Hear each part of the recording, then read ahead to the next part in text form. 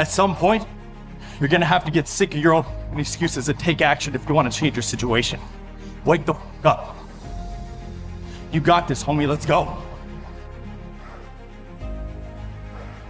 The only reason why you haven't achieved your goals is because you want to allow yourself to believe that you can. Let's be real. Your work ethic will determine how fucking far you go in this life. Stop fucking doubting yourselves.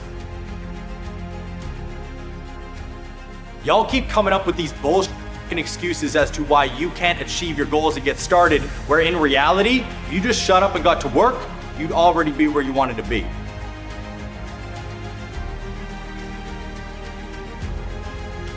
Fitness is the start of everything.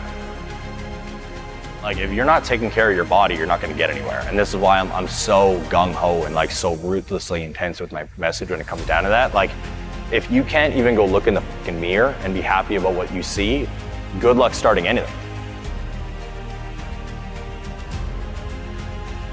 You see, my goal is to leave a legacy, to be remembered forever. And that is why I pride myself on the work ethic that I put into every single day.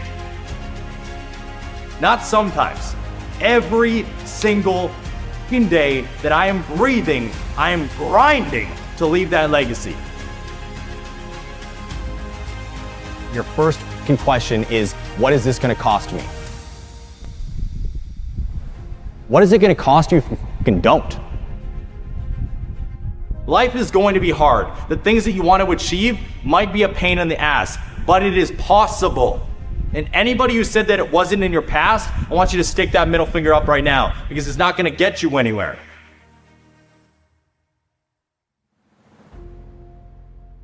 It's your dreams. So get out of your fucking head and start walking. Take action so you can achieve something. Look at all the success stories in the goddamn world. Take mine as inspiration for you.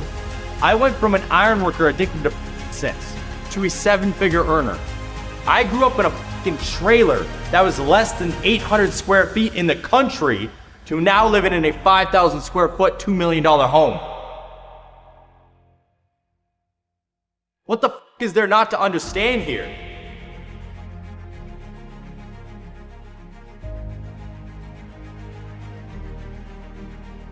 I didn't think that I would live past the age of 25.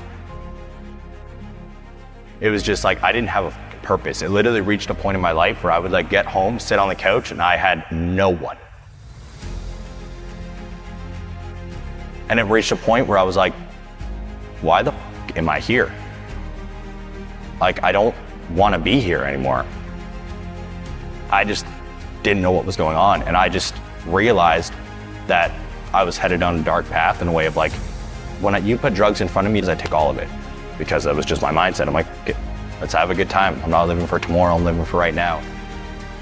And even though I live like that now, it's more of like in present, what's going on, instead of trying to escape my reality.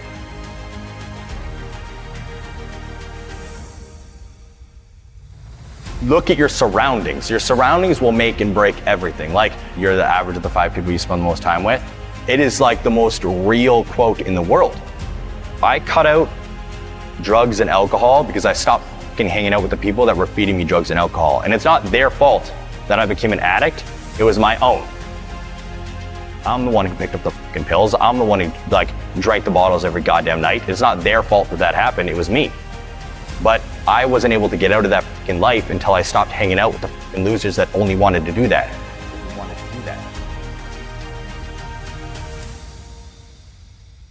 And when I look at everyday life, when I look at the world, when I look at achieving something, it doesn't make sense to me to just work, to drink, to sleep, to work, to watch TV, to drink, to sleep. What the fuck are we doing? Like, yo, respect to you, have a good one. That ain't for me.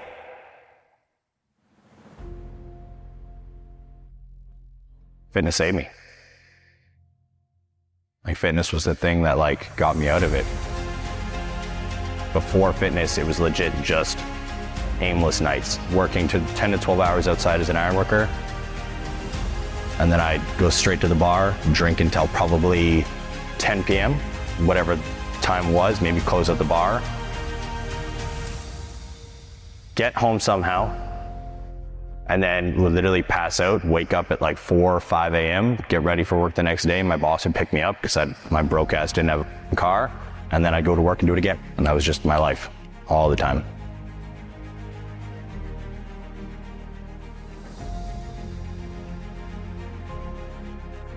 So usually when you start to go down that path, there's like little telltale signs. Like you'll have one night where you go a little bit too far and you wake up and you have that regret, or there's the embarrassment, or there's this.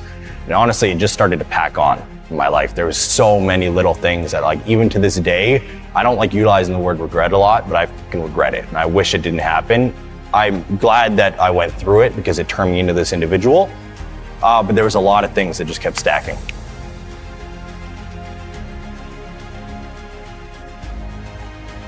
And there was one night that I'll never forget, and it was one of my best friends back home. They recorded me, and I was fucking blasted. Like, I had chugged half a bottle of absinthe. I'd chewed 3 sets with them not even knowing what was going on. And I don't remember. I just remember blacking out, and then they showed me the video in the morning. I didn't want to see it, so I was like, oh no, I was like avoiding it. And they're like, okay, we'll just play it for you. So I heard myself. And when I heard myself, it just broke me. I felt like just disgusted and embarrassed and like just so many different emotions. And it didn't just change overnight.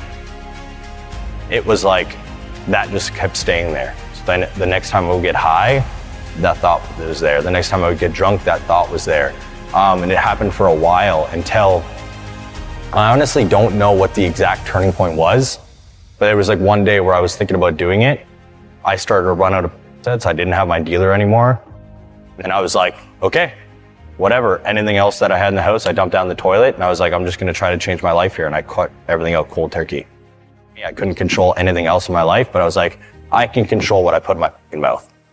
Like, I can control what I put in my mouth and what I do with it comes down to my fitness goals on a daily basis. So that's what I'm going to do. And then just started to work out. At this time, I was 10 hours of work outside as an iron worker, then an hour and a half workout directly after work. Then I was boxing for 2 hours because I was doing the same thing. Then I was also studying personal training content and fitness content, and I was getting 4 hours of sleep a night, and I did that for 6 months straight. In order to change your life, you need to make good sacrifices, and sometimes that means you might get a little bit less sleep. And I don't know about you, but I'd rather sleep 4 hours a night for the next 6 months to change my situation than sleep 8 hours and complain about what the f is going on every day. Fitness is the foundation of fucking everything.